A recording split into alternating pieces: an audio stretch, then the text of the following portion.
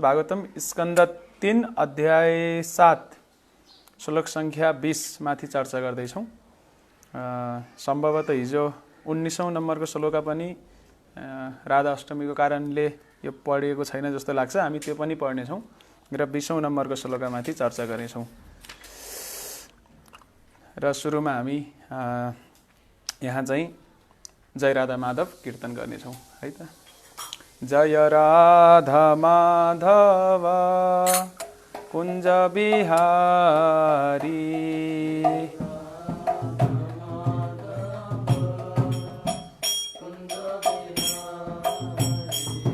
जय राधा माधव कुञ्ज बिहारी,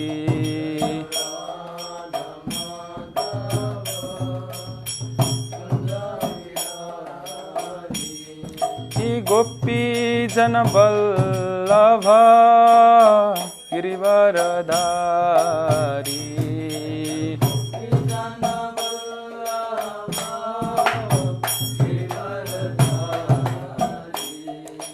गोपी जन वल्लभ गिरिवरधारी,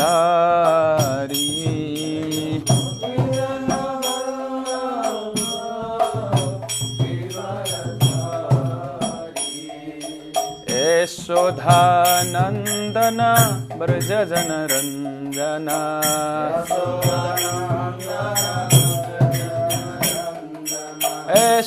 यशोधानन्दन ब्रज जनरञ्जन,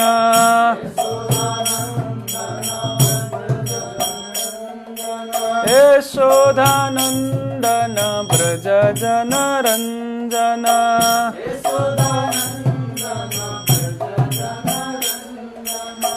यमुना तीरा वनचारी,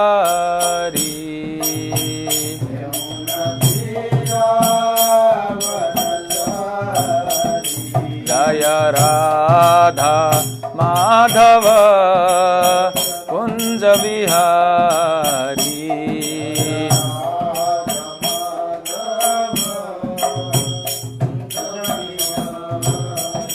हरे कृष्णा कृष्ण कृष्ण हरे हरे, हरे राम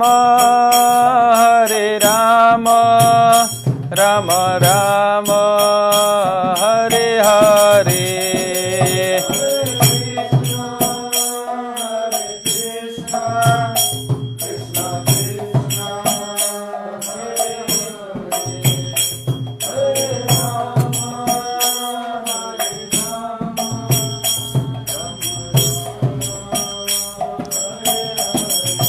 हरे कृष्णा कृष्णा कृष्णा हरे हरे, हरे राम राम राम हरे हरे,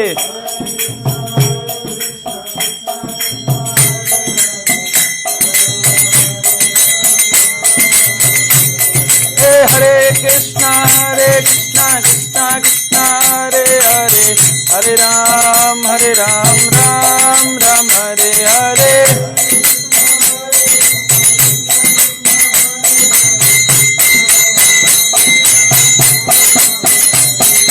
हरे कृष्णा कृष्णा हरे हरे, हरे राम राम राम हरे हरे, हरे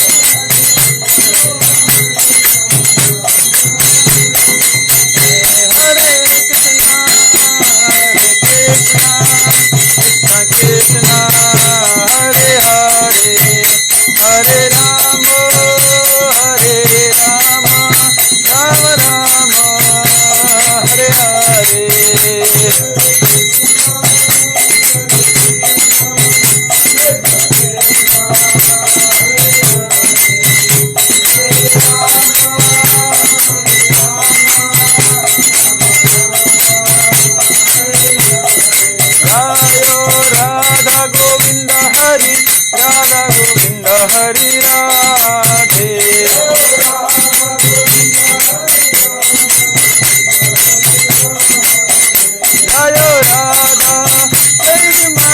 गौरनिताय जगन्नाथ बलदेव सुभद्रमाई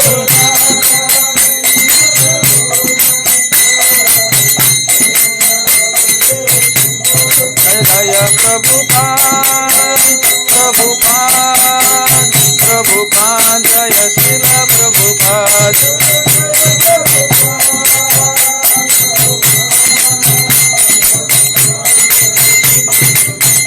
निताई गौर हरि बोल हरि बोल हरि बोल निताई गौर हरि बोल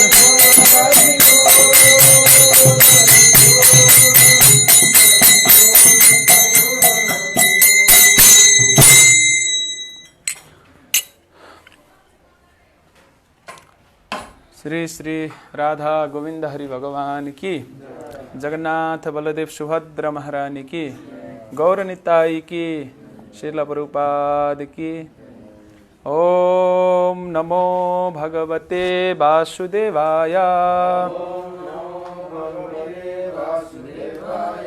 ओम नमो भगवते वासुदेवाय ओम नमो भगवते वासुदेवाय नारायणं नमस्कृत्यं नरं चैव नरोत्तमं देवीं सरस्वतीं व्यासं ततो जयमुदीरयेत् नष्टप्रायेषु अभद्रेषु नित्यं भागवत सेवया भागवते उत्तम श्लोके भक्तिर्भवति नैष्टिकी। हामी ग्रन्थराज श्रीमद् भागवतम स्कन्द 3 अध्याय 7 फर्दर इन्क्वायरिज बाई विदुरबाट थप जिज्ञासा भन्ने शीर्षकमा श्लोक संख्या 20 माथि आज चर्चा गर्नेछौँ।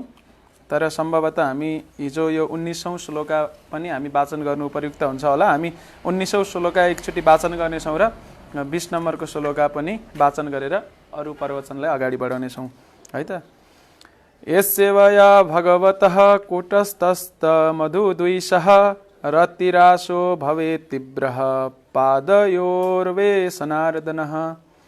Translation purport by His Divine Grace Sri Bhaktivedanta Swami Srila Prabhupada ki jai. By serving the feet of the spiritual master, one is enabled to develop transcendental ecstasy in the service of the personality of Godhead, who is unchangeable enemy of the Madhu demon, in whose service vanquishes one's material distresses. Purport: the association of the bona fide spiritual master like the sage Maitreya can be absolute help in achieving transcendental attachment for the direct service of the Lord. The Lord is the enemy of Madhu demon, or in other words, He is the enemy of the suffering of pure devotees. The word Rati Rasaha is significant in this verse. Service to the Lord is rendered in different transcendental mellows: relationship, neutral, active, friendly, parental, and nuptial.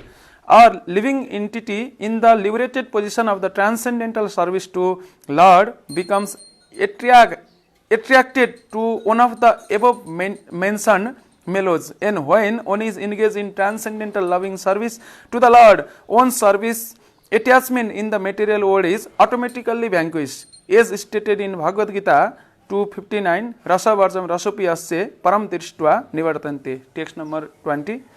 यो हामी सबैले उच्चारण गर्नेछौँ। दुरापाहैल पत्सा दुरापाहि अल्पतापसः सेवा वैकुण्ठ वर्त्मसु यत्रोपगीयते नित्यं देवदेवो जनार्दनः दुरापाहि अल्पतपसा सेवा वैकुण्ठ वर्त्मसु यत्रोपागीयते नित्यं देवदेवो जनार्दनः दुरापिहि अल्पतपसा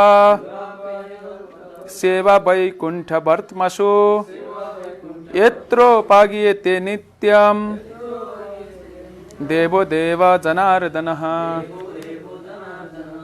दोहोऱ्याउन सक्नुहुन्छ? दुरपाहि अल्प तपसा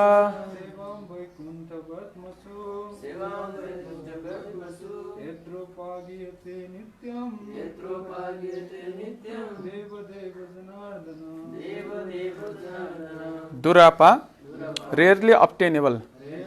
He, certainly. Alpa tapasaha, of one whose austerity is meager. Seva, service.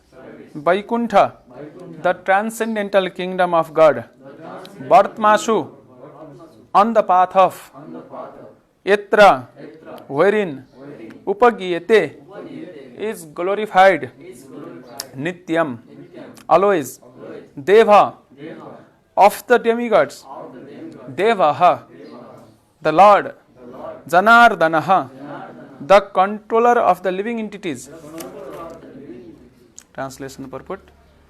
Srila Prabhupada ki jai. Persons whose austerity is meager can hardly obtain the service of the pure devotees who are progressing on the path back to kingdom of Godhead, the Vaikunthas. Pure devotees engage 100% in glorifying the Supreme Lord, who is the Lord of the demigods and controller of the living entities. Purport. The path of liberation is recommended by all authorities is to serve the Mahatma transcendentalists. As far as Bhagavad Gita is concerned, the Mahatma are pure devotees who are on the path to Vaikuntha, the kingdom of God, and who always chant and hear the glories of the Lord rather than talk of dry, profitless philosophy.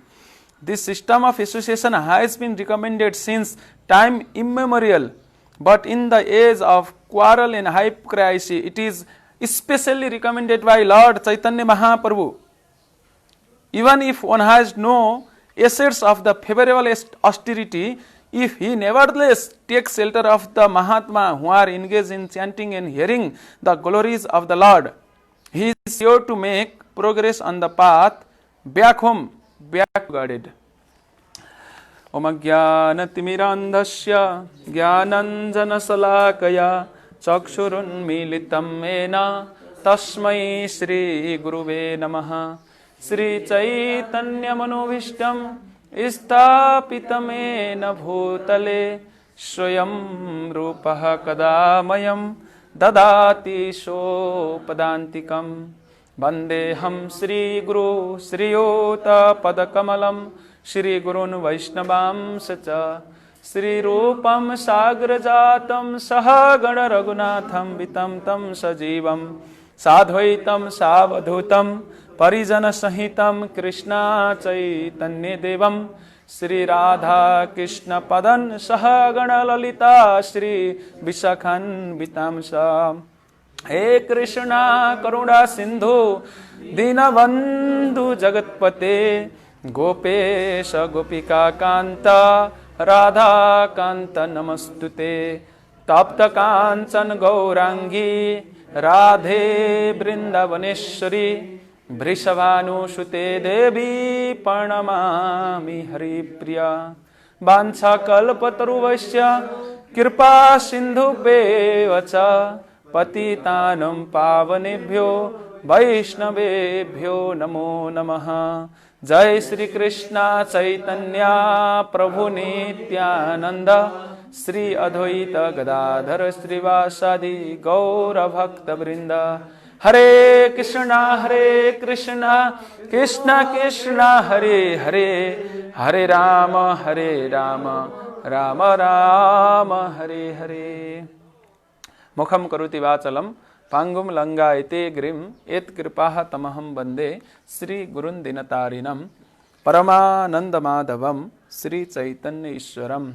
Hari Om Tassat. Hare Krishna. सम्पूर्ण भक्तवृन्दहरूलाई पुनः एकपटक हार्दिक स्वागत गर्न चाहन्छौं र आजको यो जुन प्रसङ्ग छ जहाँ मैत्रेय मुनिले विदुरलाई वर्णन गर्दै हुनुहुन्छ कि भगवानको प्राप्तिका लागि हामीहरूले भक्तहरूको सेवा गर्नै पर्छ र आजको यो विशेष श्लोकमा यहाँ स्पष्ट रूपमा नै यो कुरालाई वर्णन गरिएको छ कि जब हामी भगवानका भक्तहरूको सेवा गर्छौं तब मात्रै हामीले भगवत धाम प्राप्त गर्न सक्छौं।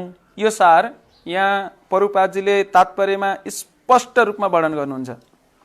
सामान्यतः भनिने गरिन्छ कि भगवानका शुद्ध भक्तहरूको सेवा यो चाहिँ सामान्य कुरा होइन, जन्म जन्म जन्मान्तरको तपस्याको फलस्वरूप व्यक्तिलाई भगवानका शुद्ध भक्तहरू प्राप्ति हुन्छन् र त्यस्ता शुद्ध भक्तहरूको सेवा गर्ने सौभाग्य प्राप्त हुन्छ। त्यही भएर हामीहरूले भक्तिमा जुन सेवाको महत्त्व छ, भगवानको सेवा र त्योभन्दा फेरि हजारौं गुणा बढी भक्तको सेवा, यो कुरालाई मनन गर्नुपर्छ र आजको यो श्लोकले यही कुरालाई स्पष्ट इङ्कित गर्दैछ र हामी आज यही सन्दर्भमा सेवा किन गर्ने, सेवा कसरी गर्ने र यो सेवा गर्नका लागि हामीले केही उत्प्रेरणा कसरी प्राप्त गर्न सक्छौं, केही प्रसङ्गहरू हाम्रा पुराणमा अथवा आधुनिक इतिहासमा जो भगवत भक्तिमा लागेका व्यक्तिहरू छन् उहाँहरूका केही दृष्टान्तहरूमाथि हामीहरूले चर्चा गर्नेछौँ, छलफल गर्ने प्रयास गर्नेछौँ। सो सम्पूर्ण भक्तहरूलाई पुनः एकपटक आजको यो विशेष सत्रमा हार्दिक स्वागत छ। र विशेष गरेर हामीहरूले यो जुन गौडीय वैष्णव परम्परा छ, यो गौडीय वैष्णव परम्परामा भगवान चैतन्य महाप्रभुका जुन शिक्षाहरू छन् ती शिक्षाहरूलाई गम्भीर रूपमा मनन गर्नुपर्ने स्थिति छ। किन भन्दाखेरि भगवान चैतन्य महाप्रभुले हामीलाई अचिन्त्य भेदा अभेदा तत्त्व दिनुभएको छ र यो भेदा अभेदा तत्त्व दर्शनको नाम यसरी वर्णन गर्दै गर्दा पनि चारैवटा परम्परा जुन वैष्णव परम्पराहरू छन् ती परम्परामा केही कुराहरू अत्यन्त समान छन् र ती कुराहरूलाई विशेष गरेर चैतन्य महाप्रभुले यो गौडीय वैष्णव परम्परामा लिएर राख्नु भएको छ। हामीहरूले यो गौडीय वैष्णव परम्परा कसरी अगाडि बढेको छ र गौडीय वैष्णव परम्परालाई के कुरामा बढी जोड दिन्छ त यहाँ यो कुरालाई बुझियो भने पछाडि आजको यो श्लोकको अर्थ भाव हामीले बुझ्न सक्छौं र त्यो अनुसार अगाडि बढ्न सक्छौं। भगवान चैतन्य महाप्रभुले वास्तवमा उहाँले केवल एउटा छुट्टै परम्परा अथवा छुट्टै सम्प्रदाय सुरु गर्नुभएको होइन।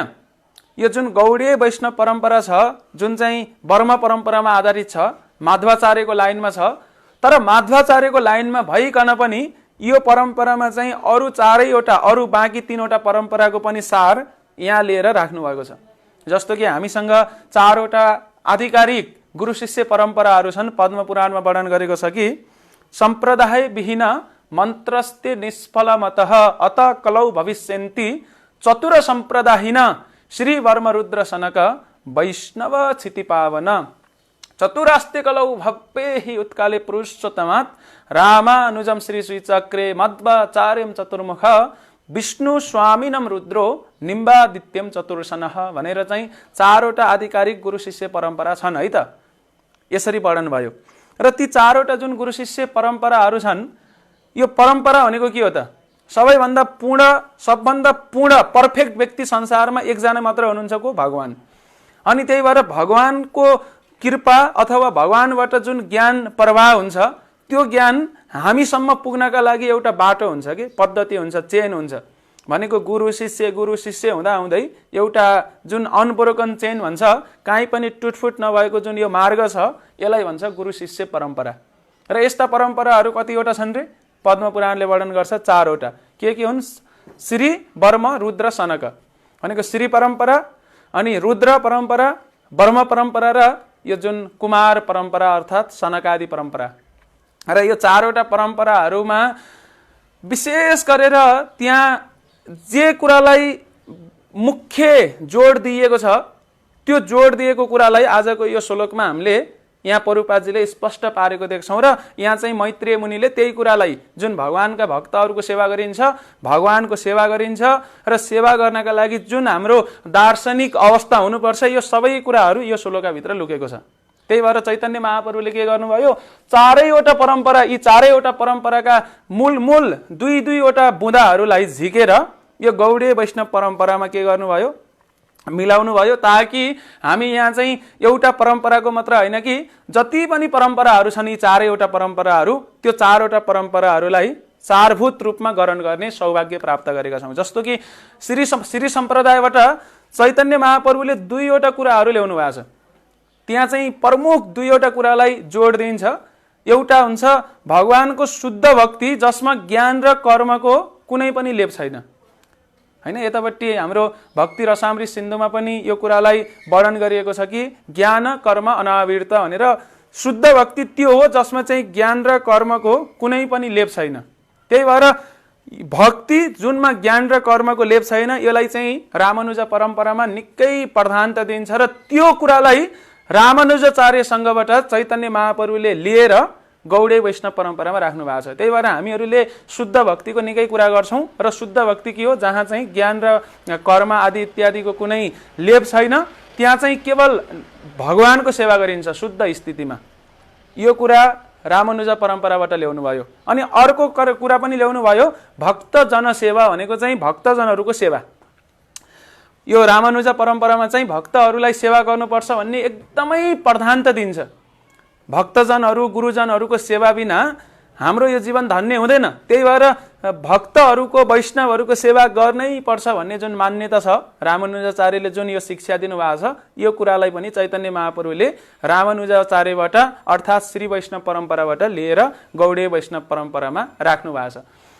त्यसै गरेर अर्को परम्परा छ वर्म परम्परा भनेको यो माधवाचार्यको लाइन। माधवाचार्यले दुईवटा कुरालाई एकदम जोड दिनुहुन्थ्यो। मायावादीहरूलाई पूर्ण परास्त गर्ने, जसले भगवानको शरीरलाई माया हो भन्छन् र भोलि आफू गएर भगवानै बनिन्छ भन्ने जुन गलत अवधारणा राख्छन्, त्यो कुरालाई परास्त गर्ने जुन एउटा फिलोसोफिकल स्ट्रेन्थ भनौँ अथवा जुन यो सङ्कल्प अथवा त्यो किसिमको माहौल, त्यो भाव कसले लिनुभएको छ, चैतन्य महाप्रभुले माधवाचार्यबाट ल्याउनु भयो। र त्यसै गरेर माधवाचार्यको लाइनमा भगवानको कृष्ण मूर्ति सेवन भनेको भगवान कृष्णको जुन विग्रहको सेवा हुन्छ विशेष रूपमा, त्यसलाई पनि उहाँले ल्याउनु भयो। र यसरी दुईवटा कुरा माधवाचार्यको लाइनबाट ल्याउनु भयो। अनि त्यसै गरेर दुईवटा कुरा चाहिँ उहाँले रुद्र परम्पराबाट ल्याउनु भयो। र रुद्र सम्प्रदायमा एकदम प्रधानता केलाई दिन्छ भन्दाखेरि तदीय सर्वस्व भाव भनेको कृष्णप्रति पुरा शरणागत हुने क्या, भनेको कृष्णमाथि आश्रित भन्ने त्यो भाव एउटा ल्याउनु भयो। अनि अर्को भाव चाहिँ राग मार्ग भनेको यो जुन रागानुग भक्ति पद्धति भन्छ नि, राग मार्ग, त्यो चाहिँ कहाँबाट ल्याउनु भएको, रुद्र परम्पराबाट। र गौडीय परम्परामा यसरी रुद्र परम्पराका पनि दुईवटा अङ्गहरू यहाँ पनि समावेश छन्।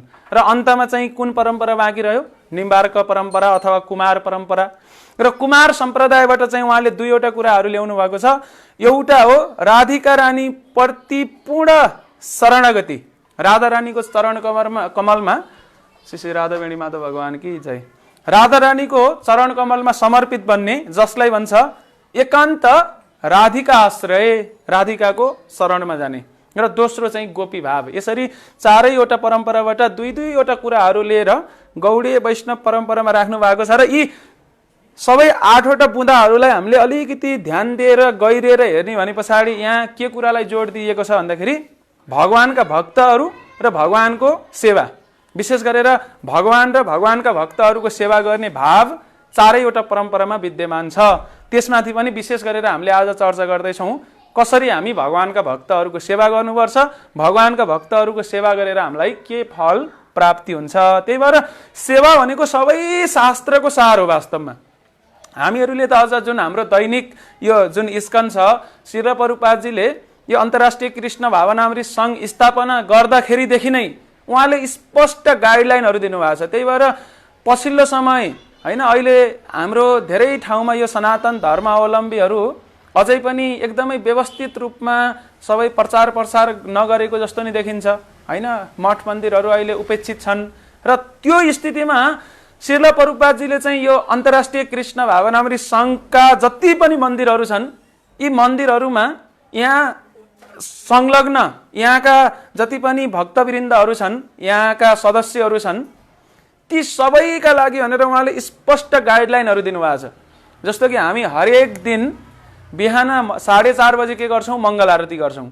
मङ्गल आरती हैन, गुरु अष्टकम गाउँछौँ, नरसिंह प्रार्थना गर्छौँ, तुलसी आरती गर्छौँ र ती सबै आरतीमा हेरौँ त एउटै कुरा चाहिँ त्यहाँ कमन छ, सेवा। चाहे गुरु अष्टकमको कुरा होस्, चाहे तुलसी पूजाको कुरा होस्। तुलसी पूजा गर्ने बेलामा हामीले के भन्छौँ? नमो नमः तुलसी कृष्ण प्रियसी नमो नमः। यहाँबाट सुरु गर्छौँ, राधा कृष्ण सेवा पाओ यही अभिलाषी भनेर राधा कृष्णको सेवा पाउने अभिलाषा सहित हाम्रो दिन सुरु हुन्छ।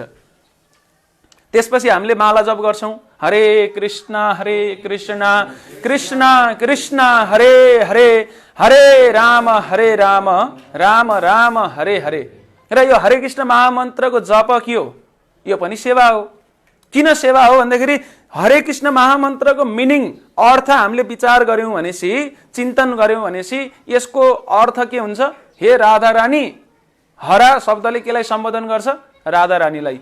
हामीले हिजो राधा अष्टमी मनायौँ र राधा अष्टमीको अवसरमा राधा रानीको कृपा कति महत्त्वपूर्ण हुँदो रहेछ भगवानसम्म पुग्नका लागि भनेर यो कुरा नि बुझेका छौँ। भने पछाडि हामीले कृष्णको सेवा पाउनका लागि राधा रानीको कृपा प्राप्त गर्न जरुरी छ। त्यही भएर हामी हरेक दिन चाहिँ मालामा के भन्दै प्रार्थना गर्छौँ, करन्दन गर्छौँ आमासँग। राधा रानी हामी सबैकै आमा हुनुहुन्छ। उहाँलाई भन्छौँ कि हे राधा रानी कृपा गरेर मलाई सेवामा लगाउनुहोस्, कृपा गरेर भगवान श्रीकृष्णको सेवामा मलाई लगाउनुहोस् भनेर हामी के गर्दैछौँ? सेवाका लागि याचना गर्दैछौँ। त्यसो हुँदाखेरि प्रभुपादजीले यहाँ जति पनि आरतीहरूका कुराहरू हुन् अथवा हामी हरेक दिन सेवा गर्छौँ, केही न केही सेवा गर्छौँ, श्री विग्रहको सेवा गर्छौँ। नामै सेवा भनेपछि के कुरामा आएर जोडियो? सेवामै आएर जोडियो। सेवा त गर्नैपर्छ। अनि त्यसपछि हामी पुस्तक वितरण गर्छौँ, त्यो पनि सेवा नै हो, भागवत सेवा नै हो। हामीहरूले अहिले प्रचार गरिराखेका छौँ, श्रवण गरिरहेछौँ, यो पनि भागवत सेवा नै हो। हामीहरूले मन्दिर सरसफाइ गर्छौँ, त्यो पनि सेवा हो। कुन चाहिँ त्यस्तो कुरा छ जुन चाहिँ सेवा नभएको होस्? त्यही भएर हाम्रो शास्त्रको र हाम्रो यो परम्पराको अनि त्यस पछाडि हाम्रो यो अन्तर्राष्ट्रिय कृष्ण भावनामृत सङ्घमा गर्ने कार्यको सारै के हो भन्दाखेरि सेवा। हामीले भगवानको सेवा गर्नुपर्छ। सेवा गरेर हामी हृदयका अनर्थहरूलाई जित्दै हृदयमा कृष्ण प्रेमलाई जागृत गर्न सक्छौँ। यदि सेवा भयो भने पछाडि हृदयमा जन्म जन्मान्तरदेखि लुकेर बसेको कृष्ण प्रेम स्वत जागृत हुन्छ। त्यसो हुँदाखेरि हामीहरूले सेवा त गर्नैपर्छ। संसारमा धेरै व्यक्तिहरूले भन्छन् किन सेवा गर्ने, म सेवा गर्दिनँ हैन। मान्छेहरूलाई सेवा भन्दा बित्तिकै तर्सिने स्थिति छ कि हजुरका लागि यसो मन्दिर आउनुहोस् सेवा छ भन्यो भने मान्छेहरू के भन्छन्? कोही अझ धनीमानी मान्छे छन् भने त सेवा कहाँ सेवा गर्ने, म कहाँ सेवक, म त मालिक, अनि मलाई सेवामा लगाउनुहुन्छ। कहिलेकाहीँ यस्ता धनाढ्य व्यक्तिहरू मन्दिरमा आउँछन् कि झुक्किएर उनीहरूलाई सेवामा लगायो भने त्यो मन्दिरमा आएको पहिलो दिन उनीहरूका लागि अन्तिम दिन हुन्छ, फर्केर आउनेवाला छैनन्। ए मलाई सेवामा लगाउने, म जस्तो ठुलो मान्छेलाई सेवामा लगाए फलाना मन्दिरमा गएको त। यस्ता घटनाहरू कैयौँ भएका छन्। किन भन्दाखेरि भगवानको अगाडि को ठुलो हैन? ठुला ठुला राजा महाराजाहरू इतिहासमा हेरौँ, इन्द्रधुम्न राजा जसले भगवानको सेवा गर्नका लागि झाडु समाएर जगन्नाथको रथको अगाडि झाडु लाउनुहुन्थ्यो बाटोमा। चाहे राजा प्रताप रुद्रका कुराहरू किन नहुन्, अथवा धेरै यस्ता राजाहरू छन्। राजा कुलशेखरको पनि निकै प्रसङ्ग आइरहेको छ। उहाँ चाहिँ 12 जना अलवर मध्ये एउटा अलवर हुनुहुन्छ जो चाहिँ श्री वैष्णव परम्पराको आधार स्तम्भ हुनुहुन्छ। रामानुजाचार्य आउनुभन्दा धेरै वर्ष पूर्व श्री वैष्णव आचार्यहरू हुनुहुन्थ्यो जसलाई भन्छ अलवर, जसमध्ये एकजना अलवरको नाम के हो? राजा कुलशेखर। र राजा कुलशेखरले जुन शिक्षाहरू दिनुभएको छ भगवानलाई, उहाँले जुन शिक्षाहरू, जुन प्रार्थनाहरूको फूलको चाहिँ गुच्छाको माला बनाएर भगवानलाई टक्राउनु भएको छ त्यसलाई भन्छ मुकुन्द माला स्तोत्र। मुकुन्दलाई अर्पण गरेको हुँदाखेरि र मुकुन्द माला स्तोत्रमा पनि राजा कुलशेखरले के भन्नुहुन्छ भन्दाखेरि सेवा, मलाई सेवा दिनुस्। मज्जन्म फलमिदम मधुकैतवरे मत प्रार्थनीय मत अनुग्रहे सैव। मत प्रार्थनीय, मैले प्रार्थना गर्दैछु, त्यो जन्म फलम इदम मधुकैतवरे मत प्रार्थनीय मद अनुग्रहे सैव। त्वद्भेरते भेरते परिचारिका भिर्ते भिर्ते भिर्तस्य भिर्ते इति माम स्मर लोकनाथ। उहाँले प्रार्थना गर्नुहुन्छ कि मलाई हजुरका भक्तको भक्तको भक्तको भक्तको भक्तको भक्तको सेवामा लगाउनुहोस्, मलाई दासको दासको दासको दासको दास बन्नु छ, मलाई दासानुदास बन्नु छ। उहाँले यसरी प्रार्थना गर्नुहुन्थ्यो। उहाँ चाहिँ भगवानप्रति आसक्त हुनुहुन्थ्यो, तर सेवा कसको गर्न चाहनुहुन्थ्यो? भगवानका भक्तको। त्यही भएर कहिलेकाहीँ ठुला बडा मान्छेहरू आउँदाखेरि हामी त कहाँ सेवा गर्ने, हामीलाई सेवा मन पर्दैन भनेर भन्छन् भने हामीहरूसँग यत्र उदाहरणहरू छन् जो चाहिँ राजा महाराजाहरू हुनुहुन्थ्यो, उहाँहरूले पनि भगवानको सेवा गर्नुहुन्थ्यो। त्यही भएर भगवानको अगाडि हामी सबै सानो ठुलो भन्ने कुरै छैन, सबै समान छौँ, सबैले सेवा गर्नुपर्छ। र आजभोलि त अझ धनाढ्य व्यक्तिहरूले कोही कोहीसँग यति धेरै पैसा हुन्छ कि हो वास्तवमा उनीहरूको घरमा सेवा गर्नका लागि केही बाँकी नै रहँदैन। घरमा सेवक सेविकाहरू यति राखेका हुन्छन्, अब पकाउने छुट्टै टिम हुन्छ, टोयलेट सफा गर्ने घर सफा गर्ने छुट्टै टिम हुन्छ, अनि त्यस पछाडि कपडा धोइदिने छुट्टै टिम हुन्छ। भनेपछि सेवा गर्ने के त? अनि उनीहरू चाहिँ धनाढ्य व्यक्तिहरू होइन, अरबौँ पैसा छ, अनि उनीहरूले के गर्ने? अब सेवा त सबै अरूले गर्छन्, उनीहरू त बस्नु पर्यो। यत्तिकै बस्न सकिन्छ? सकिँदैन नि त। सेवा गर्ने त जीवको स्वाभाविक कर्तव्य हो, धर्म हो। सेवा बिना कोही पनि व्यक्ति बस्नै सक्दैन। हाम्रो मन यस्तो चञ्चल छ कि यत्तिकै बस्यो भने त खाली दिमाग शैतानको घर हुन्छ होइन। केही काम भएन भनेपछि त अनावश्यक कुराहरूमा हामी अल्झिन्छौँ। त्यही भएर संसारमा यत्तिकै निष्क्रिय बस्न सम्भावनै छैन, किन? आत्मा सक्रिय छ। त्यसो हुँदाखेरि उनीहरूले केही न केही त गर्न चाहन्छन्। र अब सेवा सबै सेवक सेविकाहरूले लैसके पछाडि अब के गर्ने त? बिजी हुनका लागि घरमा कुकुर पाल्छन्, अनि कुकुर पालेपछि के गर्नु पर्यो? कुकुरलाई डोराउनु पर्यो, मर्निङ वाकमा लानु पर्यो। अनि मर्निङ वाकमा लाने बेला कहिलेकाहीँ कुकुरले दिशा गरिदिन्छ, सोर्नु पर्यो। कपडाहरूमा लायो भने त सोर्नु परेन। अनि त्यसपछि कुकुरलाई खुवाउनु पर्यो, अनि त्यो पनि आजभोलि यसरी पुलपुलाएको कुकुरले जे पाइ त्यही खाँदैन, अनि उसलाई चाहिँ के खुवाउने भनेर चिन्तन गर्नु पर्यो। कहिलेकाहीँ कुकुर यताउता हरायो होइन, आफ्नो नजरबाट कतै गायब भयो भने फेरि कहाँ गएको होला भनेर कुकुर भनेर खोज्नु पर्यो। भनेपछि मान्छेले सेवा गर्दिन भन्छ नि, त्यो चाहिँ ढोङ मात्रै हो क्या। सेवा नगरिकन त संसारमा कोही पनि व्यक्ति बाँच्न सक्दैन, बस्न सक्दैन। र हाम्रो भक्तिमा के सिकिन्छ भन्दाखेरि सेवा गर्नु नै छ भने डिओजी डगबाट सुरु नगर, जिओडी गडबाट सुरु गर। किन भन्दाखेरि यदि हामी डगलाई मात्र केन्द्रित गर्न लाग्यौँ र इन्द्रियका लागि मात्र हामीले सेवा गर्छौँ भनेपछि त्यसले हामीलाई भड्खालोमा जाग्छ, जन्म मृत्युको चक्रमा झन फसाउँदै लैजान्छ। तर भगवानको सेवा गर्यो भने चराचर जगतको सेवा हुन्छ। जरामा पानी हालेपछि रुखका हाँगा पात पतिङ्गाहरूमा जाँदैन र पानी।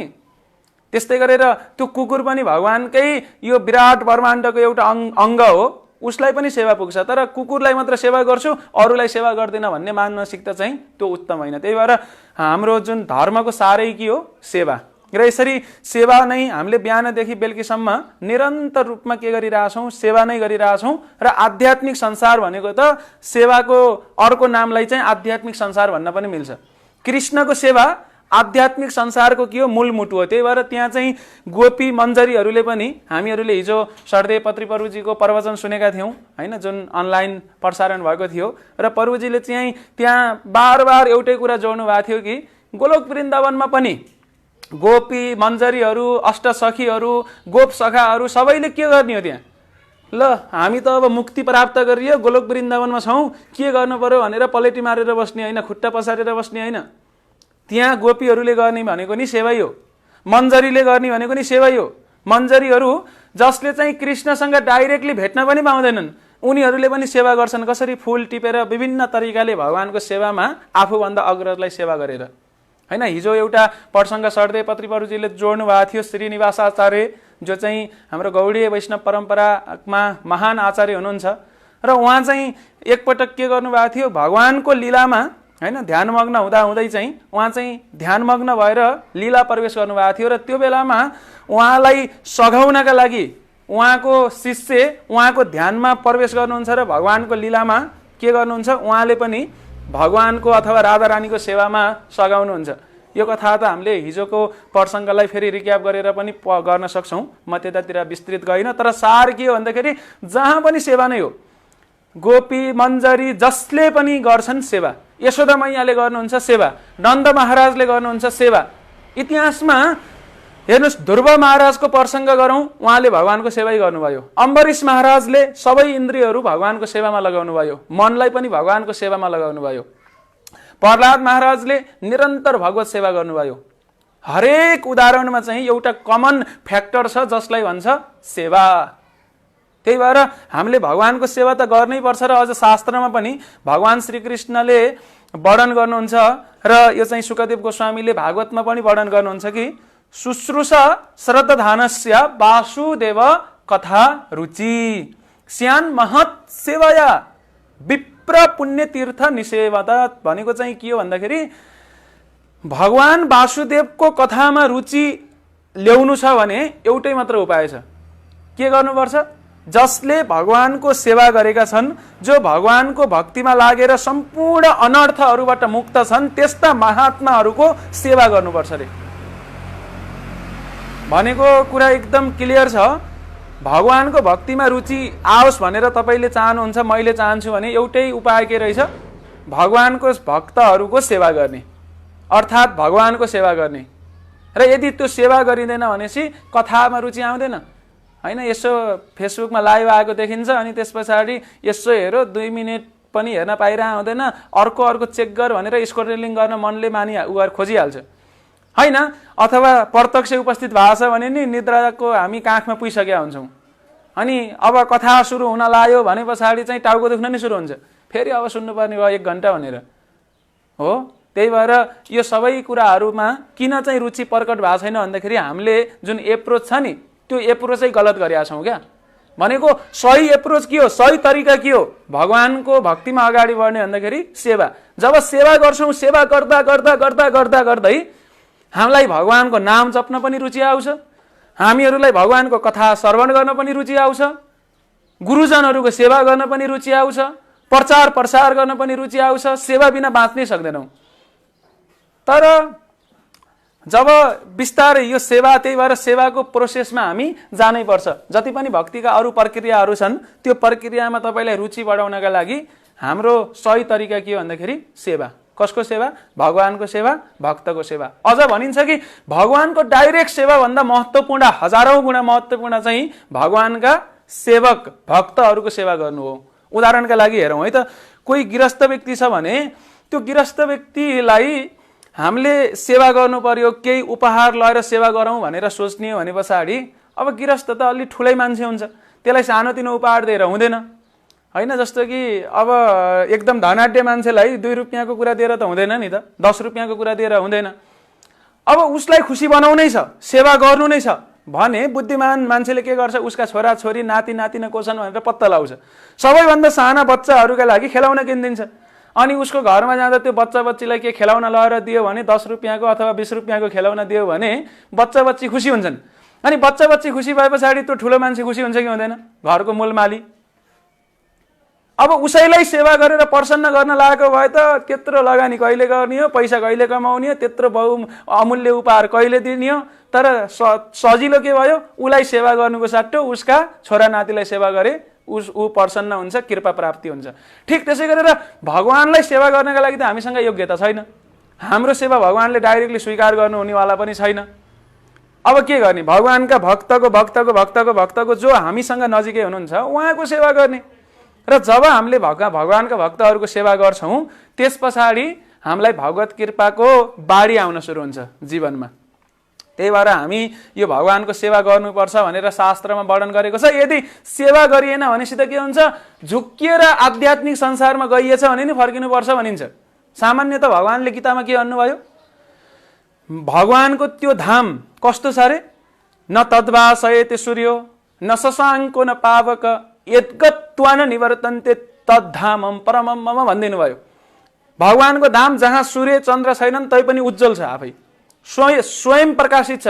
र त्यो धाममा एकपटक गए पछाडि फेरि फर्केर मर्त्यलोकमा आउनु पर्दैन भनिन्छ हैन। तर फेरि हाम्रा वैष्णव आचार्यहरूले त बेला बेलामा भन्नुहुन्छ कि यदि सेवा नभएको व्यक्ति त्यहाँ पुग्यो भने नि फर्केर आउँछ भनेर। यो चाहिँ सेवाको महत्त्व जनाउनलाई भने हो। जस्तो उदाहरणका लागि एकपटक कंस मथुराबाट कहाँ गएको थियो? वृन्दावन गएको थियो। र वृन्दावनमा गएको बेलामा त्यहाँ उसको भेट कोसँग हुन्छ? गोपीहरूसँग हुन्छ। उसले चाहिँ कृष्णलाई खोजिरहेको थियो, मेरो शत्रु कहाँ छ भनेर, मार्न पाइयोस् भनेर। ऊ यसरी कृष्ण कृष्ण कृष्ण भन्दै चिच्याउँदै थियो, खोजी गरिराखेको थियो कि गोपीहरूले सुन्नुभयो र गोपीहरू त शुद्ध भक्त। अनि त्यही भएर शुद्ध भक्तले के सोच्छन्, सबैलाई शुद्ध भक्तै होला भनेर देख्छन्। फुलको आँखामा फुलै संसार, काँडाको आँखामा काँडै संसार, जैसा भाव वैसा प्रभाव भनिन्छ होइन। अनि उहाँहरूले सोच्नुभयो ओहो वृन्दावनमा आज अनन्य भक्त आएछ भगवानको सेवामा। संसारदेखि विरक्त भएर ऊ चाहिँ कहाँ आयो, भगवान कृष्णको शरणमा आयो भनेर गोपीहरू, त्यसमध्ये नि गोपीहरूमध्ये प्रमुख को हुनुहुन्थ्यो त्यहाँ भनेको राधिका रानी त हुनुहुन्छ, तर यो लीलाहरूलाई सबै एरेन्जमेन्ट गर्ने पूर्णमासी हुनुहुन्थ्यो। अनि उहाँहरूलाई लाग्यो कि यो त शुद्ध भक्त हो, किन उसले त रूप फेरेर गएको थियो कंसले होइन, सामान्य एउटा बालक जस्तो अथवा अर्कै रूपमा गएको थियो। अनि त्यस पछाडि यो त अनन्य भक्त रहेछ भनेर अब भगवानको सेवामा लगाइदिनु पर्यो, आध्यात्मिक कार्यमा लगाउनु पर्यो भनेर उहाँहरूले सोचेपछि अब सेवामा के लगाउने त, सेवामा भगवानको सेवामा लगाउनलाई त शरीर पनि के हुनु पर्यो, आध्यात्मिक हुनु पर्यो, दिव्य हुनु पर्यो। जस्तो कि त मन्जरी गोपीहरूको जस्तै शरीर हुनु पर्यो ताकि कृष्णको सेवा हुन सकोस्। उहाँहरूले त्यसलाई, त्यो कंसलाई उहाँले के गर्नुहुन्छ, कुण्डमा डुबाइदिनुहुन्छ र निकाल्नुहुन्छ त के हुन्छ, कंस त स्त्री स्वरूपमा प्रकट हुन्छ, बालिका स्वरूपमा, जसको नाम हो कंस गोपी। कंस अब के भयो, गोपीको भेषमा भयो। अनि त्यसपछि अब के गर्ने, ल तेरो जीवन धन्य भयो भनेर छोडेर जानु भएन उहाँहरूले। ल कंस, अब कंस त भन्नु भएन, ल मन्जरी अथवा सखी ल भगवानको सेवा गर। अब तिमीलाई के सेवा आउँछ भन्दा त कंसको त सेवा गर्ने बानी थिएन, म त अलि ठुलो मान्छे राजा महाराजा भने जस्तै आजभोलिका व्यक्तिहरू हे कहाँ सेवा गर्ने भन्ने जस्तै थियो उसको बानी। अनि उसले त कुनै सेवा गर्नै जाने थिएन। भगवानको सेवा गर्ने के गर्ने, कि त पकाएर भोगा बनाएर सेवा गरिन्छ, कि सरसफाइ झाडु लाएर गरिन्छ, एवं रीतिले सेवा गर्ने त्यही त हो नि तरिका। अब उसलाई केही पनि आउँदैन।